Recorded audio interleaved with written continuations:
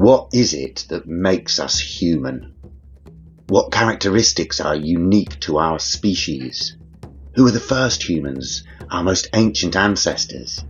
And how did they evolve to become us?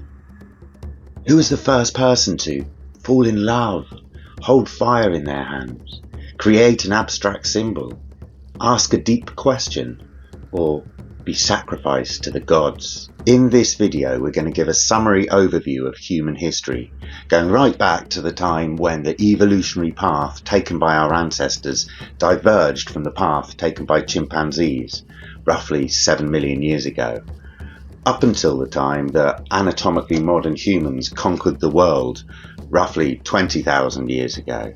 We'll explore the major changes that occurred during this period: biological, psychological, cultural and historical, telling the story of how our species came to be. This is a story about love, empathy, morality and intellect, power, violence, domination and conquest. It's a big story, but it's a family story. It's our family history, the story of our ancestors. This is the first video in the Ascent of Humanity series. In upcoming videos, we'll tell the story with more depth and detail, exploring the emergence of romantic love, deep empathy, extreme abstraction, cumulative culture, technology, language, morality, religion. Basically, all the most interesting things mentioned in this video will be expanded on in later videos. And there should be quite a lot of interesting things, because I like to take a multidisciplinary and eclectic approach. So whoever you are, there should be a few interesting nuggets of information or insights that you maybe haven't heard before. In this summary, we'll give a skeleton timeline of significant moments. But dating prehistory is a complex and controversial business, so we'll keep it fairly vague for now.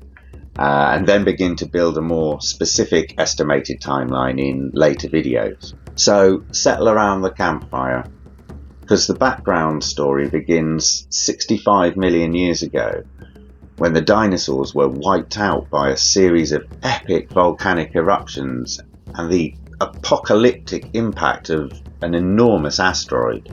In the ensuing mass extinction event, small creatures survived better, and the first proto-primates emerged, rodent-like, insect-eating tree climbers, who evolved into lemur-like fruit eaters, then monkeys, then apes, and eventually the great apes appeared 15 to 20 million years ago. The great apes are known as hominids, with a D at the end, a group which includes orangutans, gorillas, chimps and humans, and all the now extinct species which descended from our last common ancestor with orangutans. Our evolutionary path diverged from that taken by gorillas about 10 million years ago, and then from chimps about 7 million years ago. So common chimpanzees and bonobo chimps are our two closest living relatives. And all the creatures who descended from our last common ancestor with chimps are hominins, with an N at the end. Hominins are a subcategory of hominids. On this channel, we're going to take an inclusive approach and define all hominins as humans. This means that our last common ancestor with chimps was our last pre-human ancestor. So our story proper begins with these curious, intelligent and sociable creatures who lived in the forests and jungles of Africa around 7 million years ago. We don't know much about them for sure. There are no fossils and no direct DNA evidence.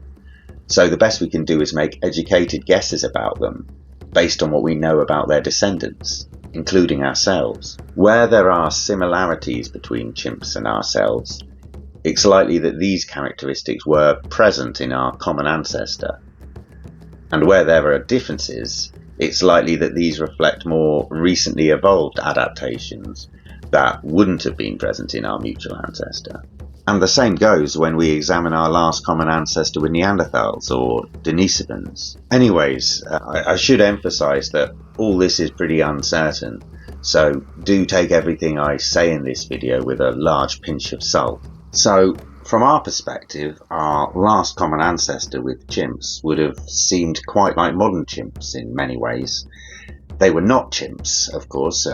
We didn't descend from chimps, and chimps themselves have been evolving for the last 7 million years. However, chimps have been evolving at a normal pace, i.e. very slowly, and still inhabit the same environment that our mutual ancestors did. Whereas we've needed to adapt to living in many new environments and have been evolving at an unusually rapid rate, both biologically and culturally. Especially culturally.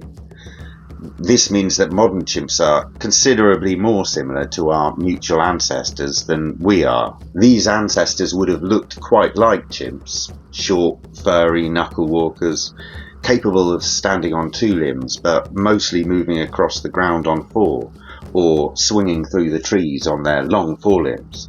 They'd have had a mostly vegetarian diet, eating fruit and nuts in the forest, probably eating meat only occasionally, fishing termites and possibly hunting smaller primates. They likely lived in social groups of around 20 to 30 individuals.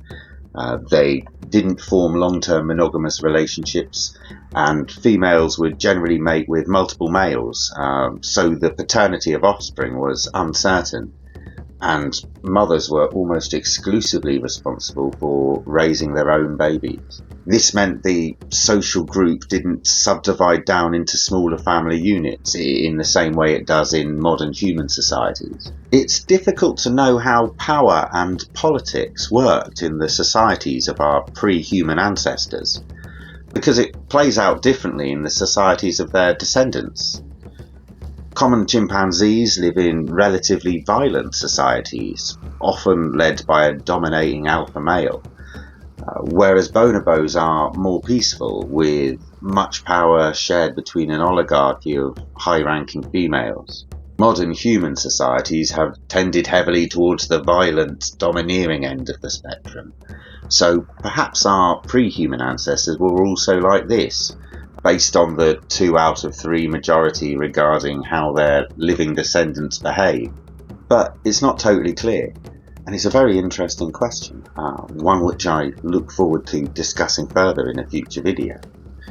And also questions around masculinity and femininity, and the evolution of gender roles.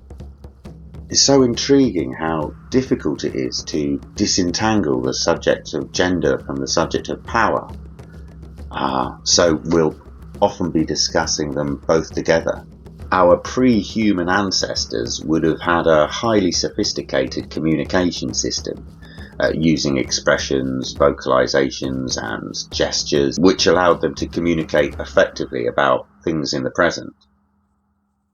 But they'd have had very limited vocabularies, wouldn't be able to build sentences, wouldn't be able to ask questions or tell stories, or generally refer to things outside of their immediate present.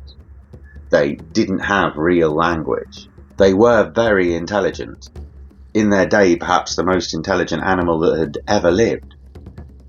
But their brains were at least 3 times smaller than ours, and they were probably slightly less intelligent than modern chimps. Emotionally, they'd likely have been quite similar to ourselves, experiencing emotions like anger, curiosity, desire, and many others, the same way we do.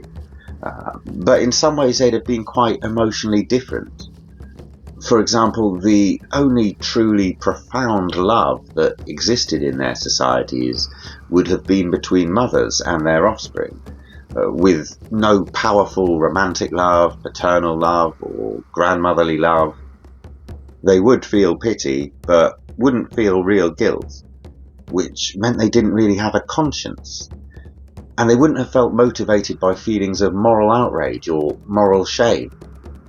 And they enjoyed playing and having fun, likely with a very slapstick sense of humour. Regarding culture, our pre-human ancestors would probably have followed various traditions that were particular to their group. and were passed on through social learning rather than instinct or genetic programming. Different groups would have had their own unique foraging tactics, tool-making techniques, and social traditions. But the number of clearly established traditions would likely be relatively low, possibly only dozens across the whole species. They probably had various singing and proto-musical cultures, dancing in the rain and banging on tree roots to make drum beats, although their singing would likely have sounded pretty tuneless to our ears. Our pre-human ancestors wouldn't yet have enculturated true morality. They could certainly be kind to one another, especially close kin, and leaders would probably be expected to keep the peace by breaking up fights, etc. But they wouldn't really have been moral beings. They played by the laws of the jungle. Although we don't have any direct evidence of tool use, it's reasonable to assume that our pre-human ancestors were proficient tool users, probably able to arrange stones as hammer and anvil in order to smash nuts, or fashion sticks into the best shape for fishing termites. Modern chimps have been observed sharpening spears to hunt bush babies, and it's possible that our mutual ancestors also used wooden weapons. But they'd have had relatively few and simplistic tools and weapons, and they wouldn't have carried them round as prized possessions as hominins would later come to do. Ultimately, of course, their societies were still distinctly animal, without all the peculiarities that make human societies so unique. No true technology or language or cumulative culture, morality, symbolism, art, religion. They were simply non-human animals. So it's easy to imagine our pre-human ancestors living like chimps in prehistoric jungles for millions of years, until climate change took hold of East Africa and the forests began to recede, making way for plains and grasslands. Some groups of apes consolidated in the remaining forests, where over the course of the next 7 million years they'd evolve into modern chimps. Our ancestors, of course, were the apes that moved out onto the plains and became hominins. It was a very bold move. The African plains were, and still are, an especially dangerous place, inhabited by all sorts of predatory monsters. And if you're caught out in the open, escaping to the treetops simply isn't an option anymore. So the first big physiological change that occurred in human evolution was bipedalism, allowing us to see better and move more efficiently within our new environment. And bipedalism had many important consequences. Having our hands free enabled us to develop extreme dexterity and advanced ability to make tools. And it also made childbirth more dangerous, especially as our brain and head size increased. The first bipedal apes are classified into various species, including Ardipithecus, who's perhaps the first hominin, and several species of Australopithecus.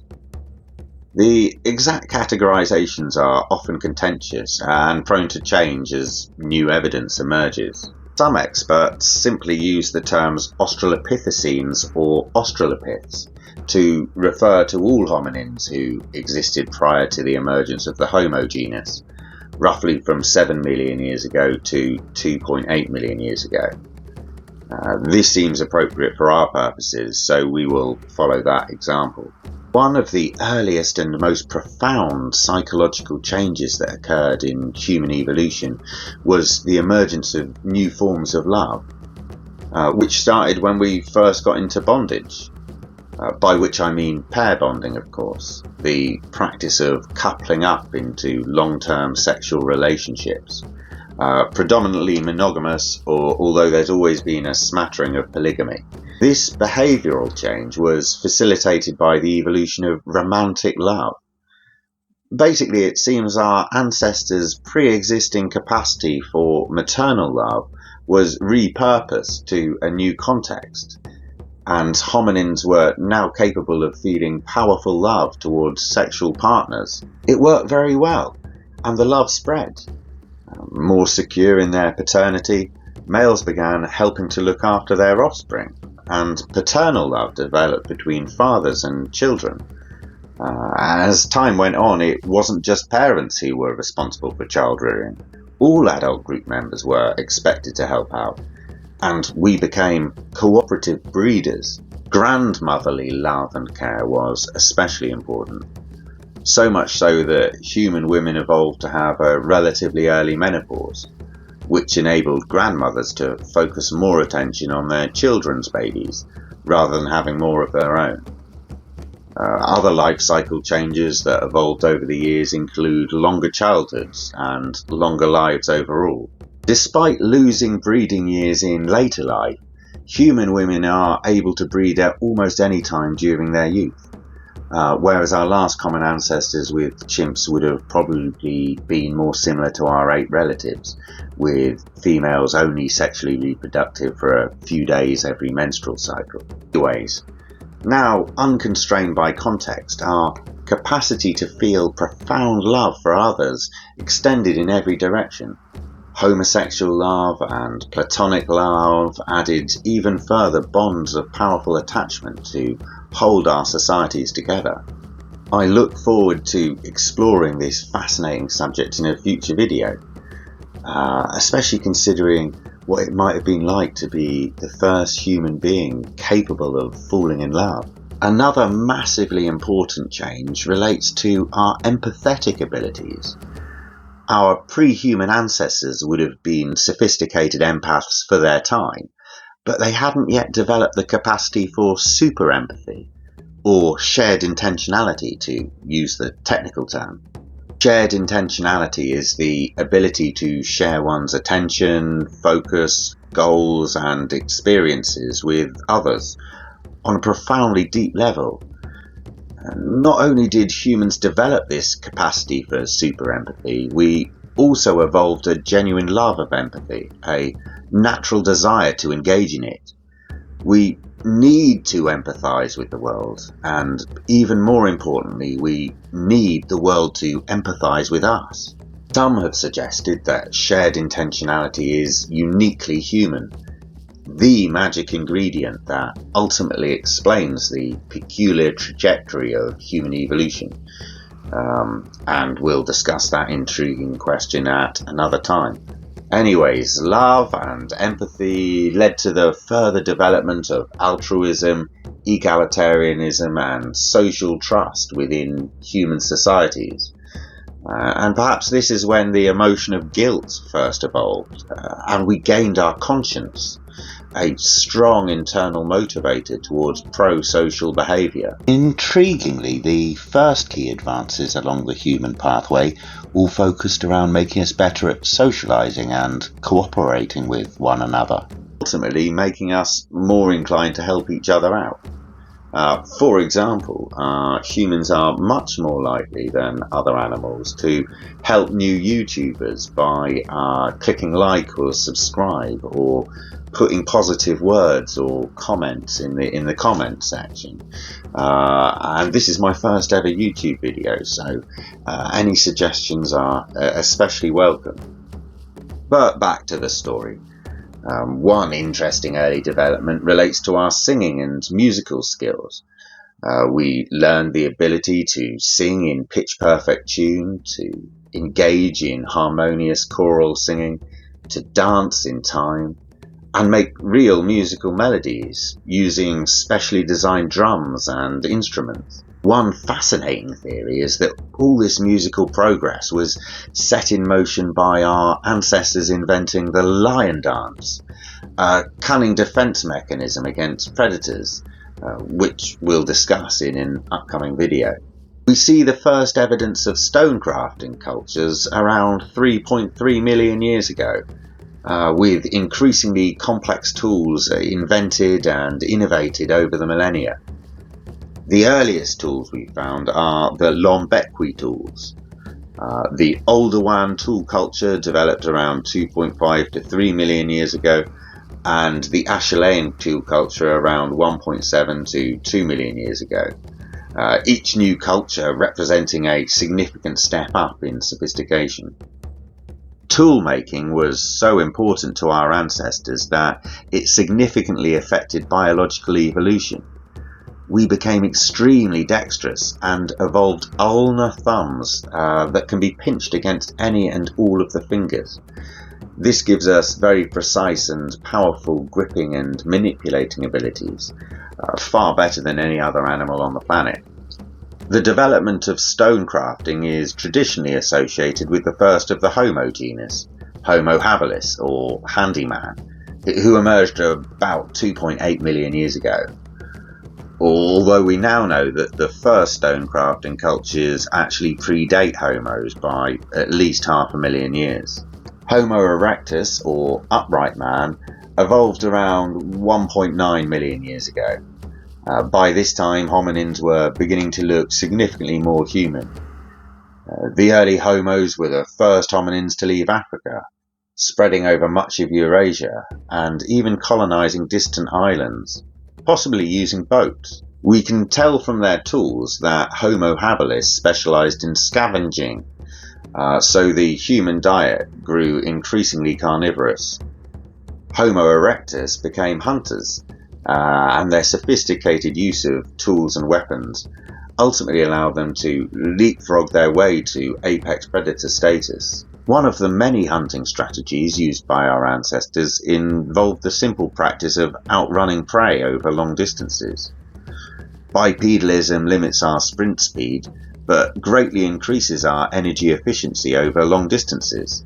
So our ancestors could just chase prey until it collapsed of exhaustion. And our increasingly bare skin evolved many new sweat glands, giving us another telling advantage when it came to endurance challenges. It's probable that the development of hunting and tool-making cultures accentuated differences between gender roles within human societies. The physiological advantages that human males tend to have when it comes to gripping and throwing may suggest that it was mostly men who specialized in hunting. In most modern-day hunter-gatherer societies, women gather plant food whilst men hunt for meat. And it's likely that this traditional division of labour developed a very long time ago. One of the most significant advances in history was the taming of fire, which enabled us to hunt in new ways, to cook food, to keep warm in cold environments, among many other things. And the use of fire impacted our biology in various interesting ways. For example, we evolved to stay awake for a few hours longer each 24-hour cycle, hanging out around the campfire during the nights. Cooking food brought huge gains in energy efficiency and facilitated the evolution of our smaller teeth and jaws. It also took the pressure off our immune systems, which were able to reconfigure to become especially efficient. One intriguing theory is that sometime in the last few million years, humans developed a focus on individual prestige that wasn't present in our pre-human ancestors.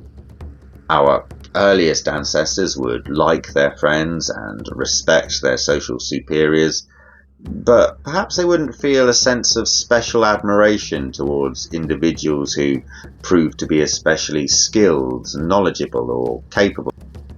However, a focus on individual prestige began to develop as we became hunters and craftspeople, shamans and artists, and prestige goods became significant. And of course, they're still considered very important today. Perhaps prestige items like hunting trophies helped later hominins to develop an understanding of symbolism that wouldn't have been present in our earlier ancestors. Symbolism is the idea that an object, an act, a word, or a picture can stand for something else, and can even symbolize an abstract concept such as tribal unity or the balance between order and chaos within the universe.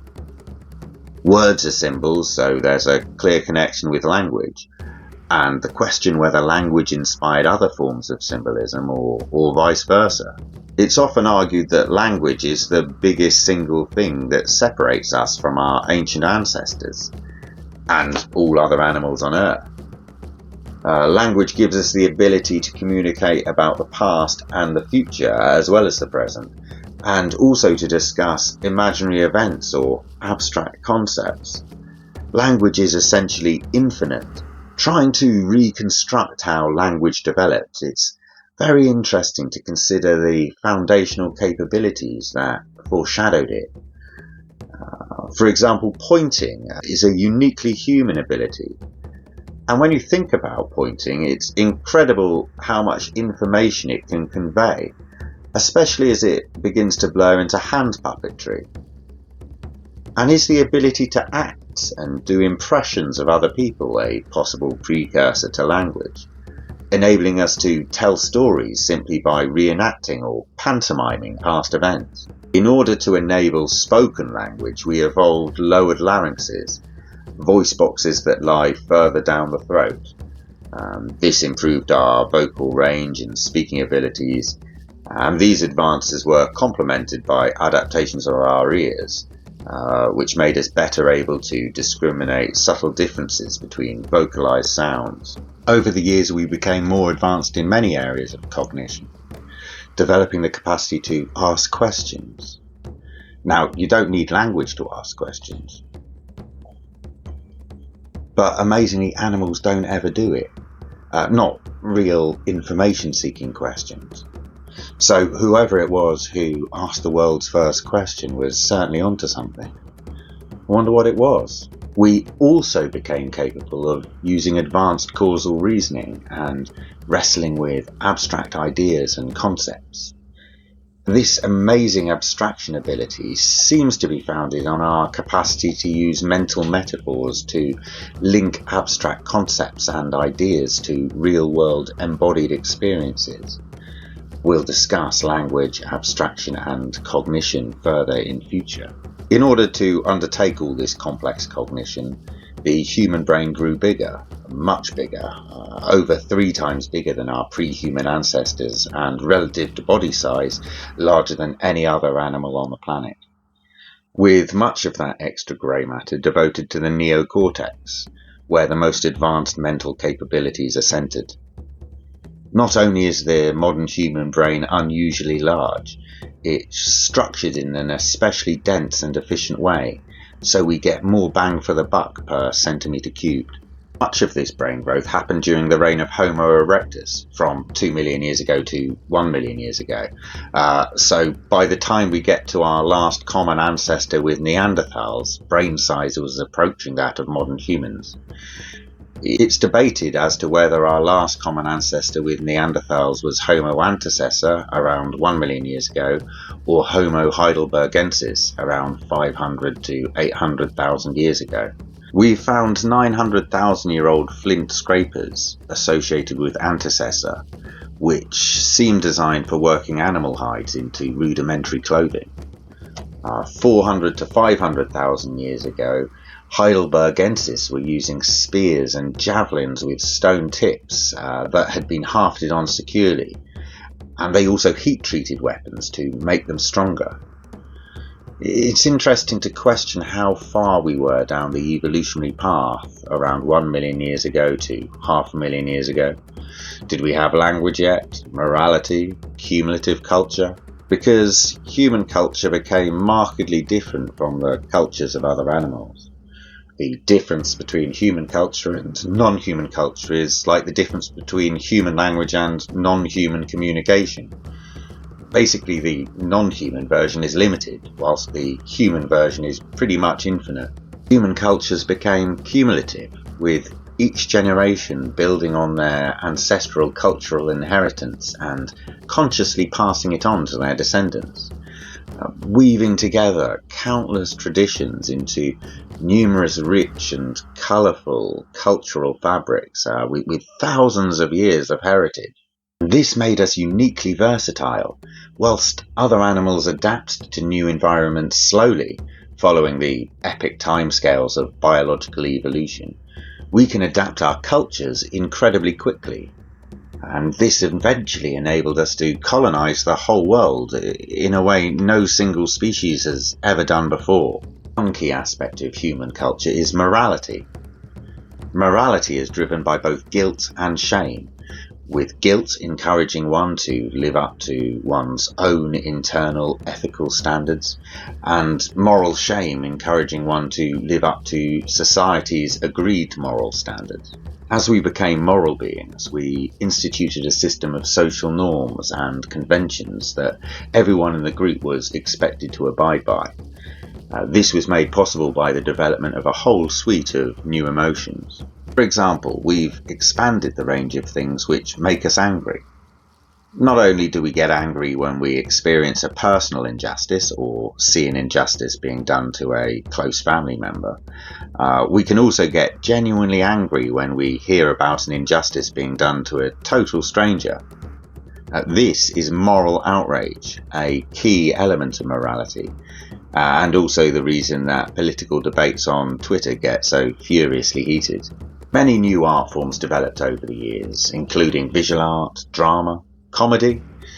Interesting to consider how our sense of humour developed, blessing us with such huge hits of elation and joy whenever we see a close friend getting hit in the balls during a sporting activity or something similar. And yet humour has so many important uses. For example, it's able to undermine political authority in very profound and meaningful ways. Artistic cultures flourished as our ancestors created visual images, body decorations, ornaments, artifacts, clothes, costumes, cave paintings, and imbued these artistic endeavours with deep symbolic significance. We see the development of symbolic rituals with abstract, mysticised purposes based on religious beliefs. Most evidently the practice of burying the dead, carefully setting bodies into the correct position before placing them in specially dug graves, sometimes with tools and weapons that the deceased would presumably need in the afterlife. Whether or not the afterlife world really exists, the capacity to believe in it does prove our capacity to truly travel beyond the physical realm, to imagine things that have never been seen before, to create whole new worlds in our own heads. It's believed that the earliest religions were animists, personifying the forces of nature as deities and imbuing animals with magical spirituality.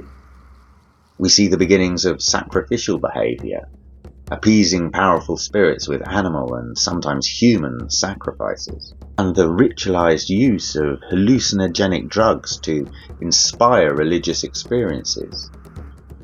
A class of shamans emerged to specialize in mystical matters, and our morality became codified into religion, teaching people how they should live their lives. The institution of formal marriage with ritualistic ceremonies was a key development. It made paternity properly official, at least theoretically. And marriage became a political agreement, with different groups coming together and consolidating an alliance by intermarrying en masse. Crucially, in-laws came to be formally recognised as relatives, part of one's own family. This led to the development of extended clan politics, with different groups systematically cooperating with one another on larger scales than ever before. And we see the proper development of the patriarchy, where much power was exercised by fathers and senior male relatives. There were also chiefs, shamans, and councils of elders, and always, of course, the ever underestimated power of mothers. As language and culture blossomed, stories would come to take over the world. In future videos, I'll really enjoy trying to explore some of the oldest stories that we're able to reconstruct with scientific methods, some of which may be arguably tens of thousands of years old. But for now, I just want to emphasize how important stories are, because they shape our psyches in such deep and fundamental ways. And most important of all are the stories that, on this channel, we're referring to as the stories of the ancestors. All around the world, prehistoric societies had canonized collections of key stories that sat right at the heart of their cultures, identities, and religions. Oral histories, ancestral records, creation myths, heroic epics, dragon stories, told in poetic and dramatic formats. These are the stories of the ancestors, and they teach us our family history, the history of our people, who we are, where we come from, who is one of us. They give us our identity, our sense of belonging, teaching us what it is we are a part of. Creation myths going right back to the beginning of time to describe how the world was made, how it works, and why things are the way they are.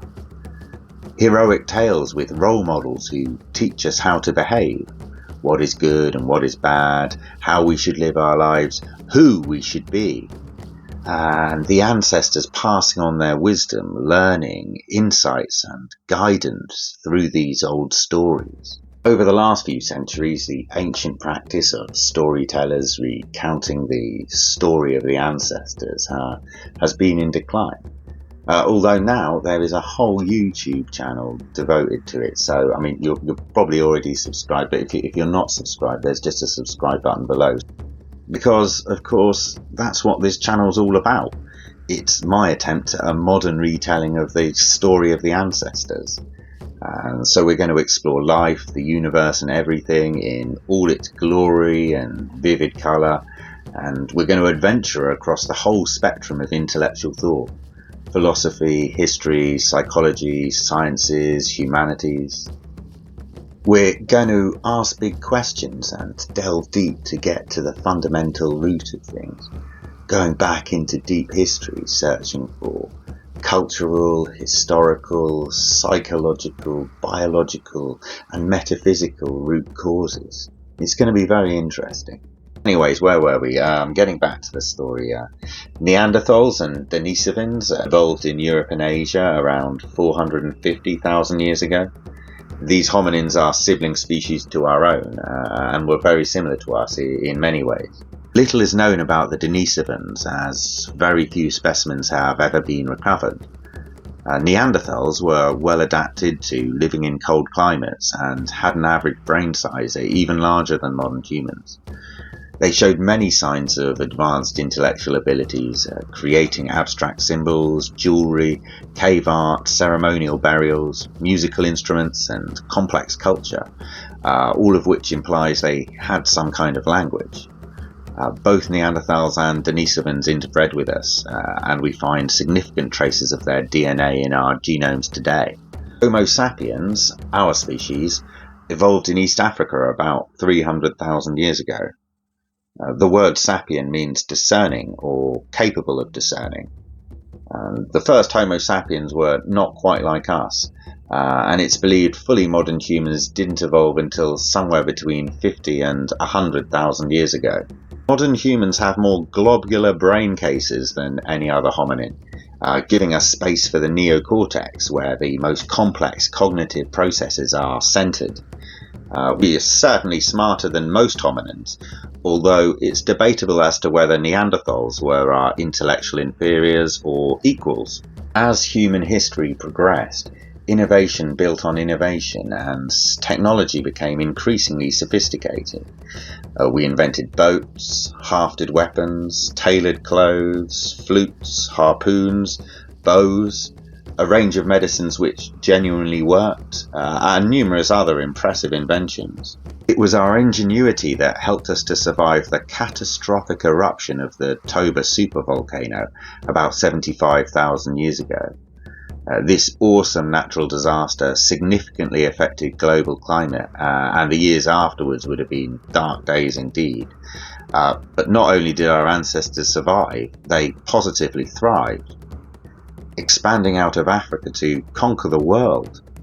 We colonized the whole of Africa 200 to 100,000 years ago, permanently moved into Asia 70,000 years ago, Australia 60,000 years ago, Europe 40,000 years ago, and the Americas around 25 to 10,000 years ago. Many new innovations were developed to enable this, For example, the incredible Aboriginal culture of singing song lines, melodic mental maps which give accurate directions whilst telling accurate natural histories that go back thousands, perhaps tens of thousands of years. We'll certainly come back to that in a future video. We'd always lived alongside other hominins, but we encountered many new species as we spread across the world, including the relatively primitive Homo naledi in southern Africa, the hobbit-like Homo florenziensis from an Indonesian island, Neanderthals in Europe, Denisovans in Asia, all of whom disappeared as we colonized their territories, ultimately leaving us as the last humans left standing. Migrating to new environments necessitated innovation and cultural dynamism, and human culture exploded into a colourfully diverse myriad.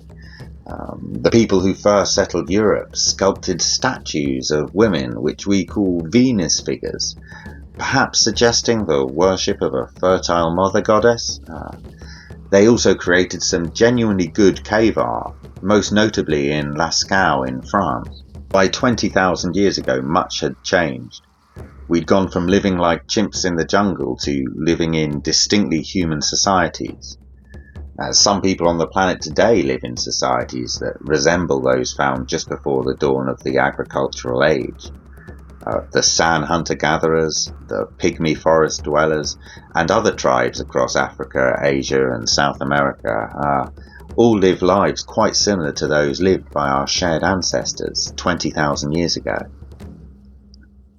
At that time, our ancestors still lived day to day in fairly small nomadic groups, but these groups were subdivided down into family units, and kinship bonds connected them to other related groups, forming larger cultures of hundreds or thousands of people who would come together for political meetings and big celebratory feasts. Everything was held together by strange behaviours that seemed so bizarrely alien to the rest of the animal world. Language, culture, morality, ritualism, religion, with everything understood through a strange mental meta level of symbols and stories. It certainly was a very unique species that had seized centre stage on planet Earth. So that's our general overview of the first 7 million years of human history. You can tune into future videos for more details of any of the subjects that we've mentioned today. It should probably take us about 25 to 30 videos to cover this time frame in more detail. Then we'll pause to reflect before moving on to tell the story of the late Stone Age and the rise of agriculture and urban civilization. And at some point we'll take a step back to do a prequel series, starting with the Big Bang and moving on to explore the origin of life and the course of biological evolution, our creation story, if you like. Anyways, thanks for watching. I hope you found that interesting. As I say, this is my first YouTube video, my first time speaking to camera, my first time video editing, so I would genuinely be interested to know what you think. And please do subscribe to help this new channel grow. And of course it'd be great if you could click the thumbs up on the video, which really helps to appease the mighty YouTube algorithm. I'll respond to any comments, so do get in touch. And until next time, peace and love.